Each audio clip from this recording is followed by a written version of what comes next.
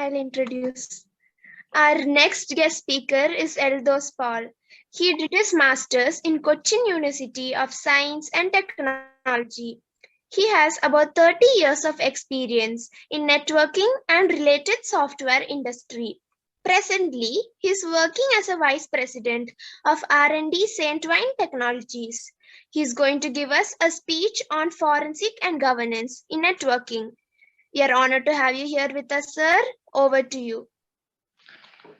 Thanks, everyone. I don't know what Binoy has been talking about. It's maybe management, Gyan, and kind of stuff. But I'm probably going to spend a little time, slightly on the technical side rather than on the management or corporate side of things for a change.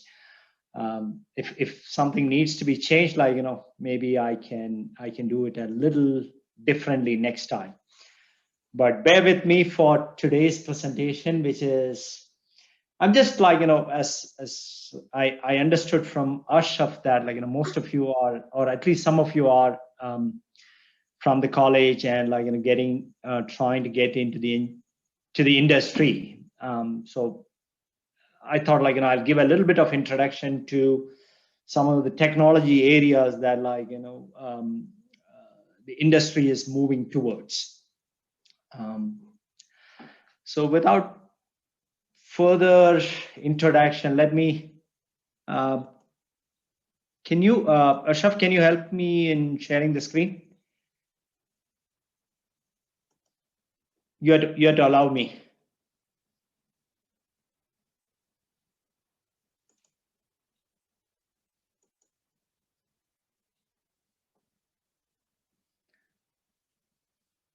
All right. While waiting for this one, the topic that I'm looking for this today is okay. What we call it as the regulatory requirement of networking. I don't know how many of you are familiar with this one, but this is one of the big upcoming areas in the entire world with respect to networking. There are other things you've already heard about 5G, cloud. These are the security, these are the terminologies that you hear.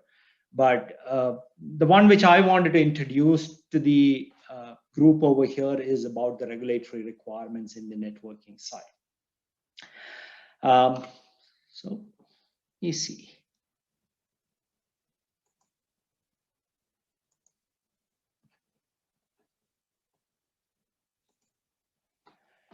All right. Before we get in there, I just wanted to introduce a few terminologies here. There is lawful enforcement authorities like the police, the RO, the CBI in US, the CIA, the FBI. Those are all law enforcement authorities. Then the judiciaries. The judiciaries are mainly to allow the warrant in order to snoop into the conversations or the communications that individuals or the corporates are doing. Without a judiciary warrant, we cannot get in there. Then there are policy bodies like TRAI in India and the telecom regulatory authorities across the world. And the governments put certain rules and regulations in place. Then the application providers, use case application providers. So pardon my typing over there. It is called use case application providers, like Google's and the Skype, and you can name it, the BitTorrents and the Twitters of the world.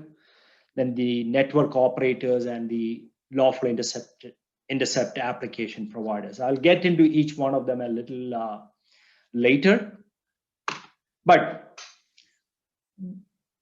let's look at from a traditional perspective, PSTN, the traditional telephony applications. If the regulatory authority wanted to tap into somebody's conversation, they can just plug in a copper wire and then they can get the information out.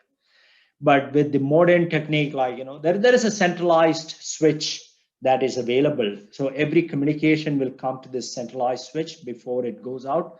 So you can put a tap in there and then you will get the communication. But like, with the modern day, where it is voice over IP, and then there is Twitter, then there is WhatsApp, there is like, Instagram, Signal. There's no centralized authority over here. Even for Skype, peer-to-peer calls, or like, between two machines, there is no intermediate authority, or like, a centralized server that comes into the picture at all, where you can tap the message. So somewhere in the wire, like, you should be able to tap the message and like, get it. On top of that one, like, this is encrypted right now. Like, going forward, every traffic, I think it is around 60% of the traffic in the internet is currently encrypted. So you may not be able to see it. So this is the context in which, like, I'm getting in there, where the lawful interception, even though, like, it looks like a pretty straightforward thing, it is not all that straightforward with the internet out there. Sorry, like, so lawful interception, like, when you're looking at, like, there is a first thing which is very simple. You tap into your mails, you tap into the HTTP browsing that you're doing, your VoIP calls, your Twitter calls, Twitter messages, etc. That is one side of the business assets. The regulatory compliance comes into the picture. An even more important one is the second part that I have put over here, called the enhanced analytics and forensic. This is a very, very important part of it. The not too many people know about it, but this is where the machine learning and deep learning, data mining, all those things comes into the picture. So this is not about, like, I tap into the wire and I try to get information about. This is more about, like, I moved from here to Delhi, then I made 100 calls at some time, like, followed by there is something, like, most of the calls went into Hyderabad, and then there is something happened in Hyderabad. This putting things together, like, multiple things that happened, followed by an event. So this is what called the investigation analysis, like, multiple things you have to put together. And that's from a event perspective, you have to analyze it. But, like, can you do it for the entire sample? Like, India has got a population of 1.2 billion, or like 1.3 billion. You cannot do it for every customer. So that's where the sampling will become important. Like, and using the correct samples is the most important part. That is where the machine learning, sampling techniques, deep mathematical analysis comes into the picture. If you are interested in the deep learning kind of area, or machine learning kind of area. Then, like, subscriber service analysis. Like, this is more about you as a suspect, or you as a troublemaker. Like, somebody wanted to analyze your data. What are you doing? Like, are you doing from a VoIP call followed by a whole bunch of instant messages followed by something else that needs to get analyzed over there? VoIP forensic, social forensic, location, where you are moving around, actually, like, with whom you are moving around. When you're moving around, how many other phones are right next to you, kind of stuff. These kind of analysis is becoming very, very important, actually. So at any point of time, guys, like, if you want more information, like, please feel free to stop me. I'm just, like, introducing a few concepts over here. This is from a very interesting, very straightforward law enforcement agency perspective. It is not even from any other angles. But then my next slide will talk about a little more about another angle, which, like, people may not be even looking at as in the networking. The first one, I call it as the quality of experience. What do I mean by quality of experience, and why regulatory is important? The regulatory authorities is not just like, interested in protecting the CBI and protecting the law enforcement agencies. The regulatory authorities are also interested in protecting the end user's experience. Like, there is a service guarantee without interruption. Like, your network is not going down, or you are not having a lot of packet drops that is causing your video viewing becoming miserable. There is a guaranteed bandwidth that is promised by Airtel or the BSNL or the Geo guys. Actually, are you getting those bandwidth that is promised? So what these and similarly accepted round trip time, like, your video quality or a voice quality is going to be based out of the round trip time of the packet. And now, how is regulatory authorities are taking care of this one? Simple rule. They don't do it on a day in, day out basis, but all these data needs to be stored. Raw data has to be stored by the operators in their network. So you are talking about millions of calls, millions of data sessions. You have to store the data into the server, storage servers, and for a period of 6 months. And every now and then, like, they are going to sample certain things, and like, certain times, certain days, certain type of subscribers belonging to different service categories, like, a $9.99 plan versus 1,200 plans versus, like, different service plans. They're going to take a look into it. So what is important over here? One is a large amount of data that it has to store. So the storage technology or like, the way you can compress the data, encrypt the data, and keep it will become very, very important. So regulatory stuff, once again, beyond the CBI and the police and the FP, the RAW and everywhere, actually, like, or the Intelligence Bureau, it is becoming like, protecting your interest also. So that's what, like, regulatory authorities are interested. Second thing, regulatory of the traffic management. There is no network which is hogging the, the network is not hogged by a single subscriber.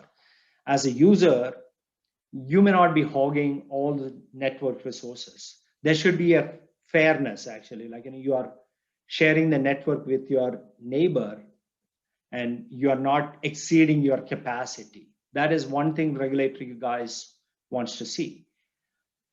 Manipulating the network resources used by an application. Like, if you think about it, like, 10 years back, or like, maybe 15 years back, there was an application called BitTorrent.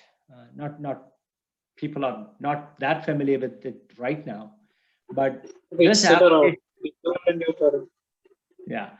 application used to manipulate the network by, like, creating multiple sessions and use all the network resources. Even today, like, but there are applications, or like, there are network controls right now which restrict these kind of abusive use by a single application. Second, the third one, non-discrimination of application by operators. Like, operator can have their own video chat, instant messaging kind of stuff. They can prioritize it over, so they can introduce a latency, they can introduce a delay, they can introduce a bad quality of experience to the generic public applications like, Twitter or Signal or Facebook or whatever it is, and they can have their own applications. The regulatory authorities doesn't support that one. And that is another reason why regulatory authorities want data for the auditing purpose. So they will audit against different applications and say that, like, it's all having more or less the same kind of experience. Parental control, another regulatory requirement, actually, like, you don't want pornographic sites, you don't want uh, sites which talks about bomb making and violence creation, etc. That comes into the picture. Another very, very important factor in the regulatory stuff is, of late, this is the one which is becoming very, very popular or very important for most of the regulatory authorities across the world: cyber threat analysis. When I'm talking about cyber threat analysis, we all know about, like, we used to protect ourselves against viruses, trojans in our laptop using McAfee and other stuff. And then, like, the other threats started happening, like, the spams. Spams are not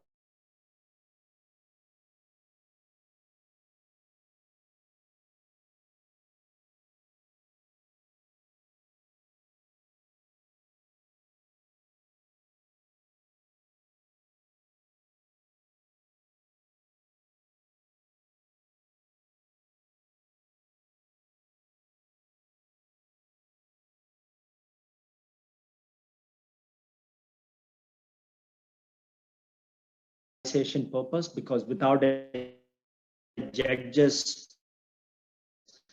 approval, and you cannot tap anything. And then there is a control plane which, like, do the role-based access.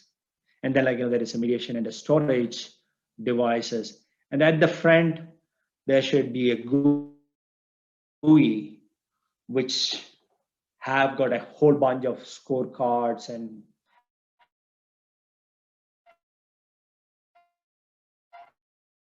whole bunch of visual mechanisms, because nobody can go into the data and take a look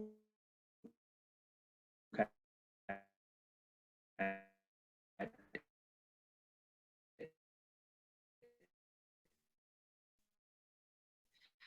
up on the very high. None of these is routers, gateways at the bottom, like, which is the detection platform. And then, like, you have got a application server that is sitting in the middle, like, which is taking the orders. And then once you have got the data, your MicroStrategy or the Tableau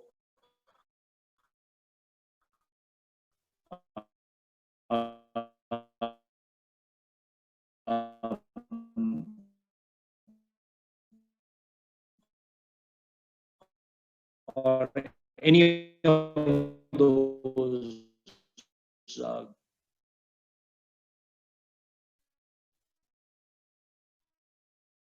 GUI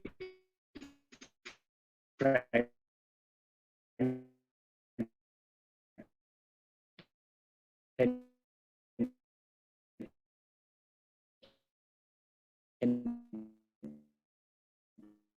pull out the data